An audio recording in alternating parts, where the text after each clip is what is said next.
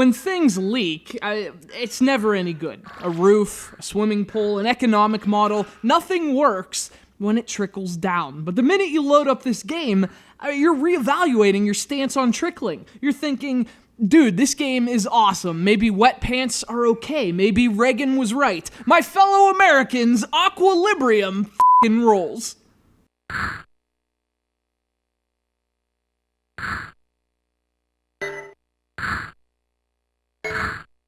A new release to the Xbox Live Indie channel, Aqualibrium is a really cool game. Basically, it's an action platformer with an emphasis on liquid and a nostalgic retro style. Not to mention some very clever design elements. There are a few clogs in the drain, but even with its flaws, Aqualibrium is a delight to play.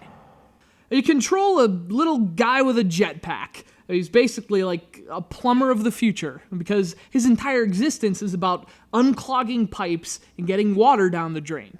He also has a gun, which he uses to shoot aliens. And before you scoff, keep in mind, Mario has to stomp on walking mushrooms. Video game plumbing is serious business.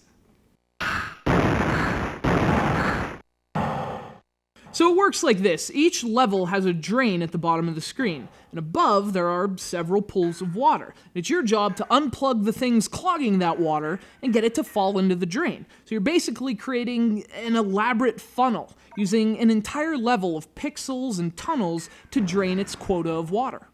This is a really clever concept, and it works beautifully. Starting at the bottom of the screen, you really have to think ahead to effectively route the water into the drain. In fact, when the water falls outside of the drain, the level's pressure increases. And when the pressure's too high, it's game over. So obviously it takes a lot of planning, but also precision. Once you pop the cork, it's hard to stop that water. Gravity just kind of takes over. So your draining systems can't have any holes. And that alone makes Aqualibrium a compelling puzzler. But the game goes the extra step of adding enemies and cannons and lasers. So not only is it a challenge mentally, but it also has that retro difficulty. Tough, often unfair enemy placement, and one-touch kills. Again, this is a really interesting game, and since the levels are so tall, it's also frantic. You might be losing water without even knowing it because you can't see it. So there's a hectic sense to Aqualibrium, and you really have to be sure before you let it flow.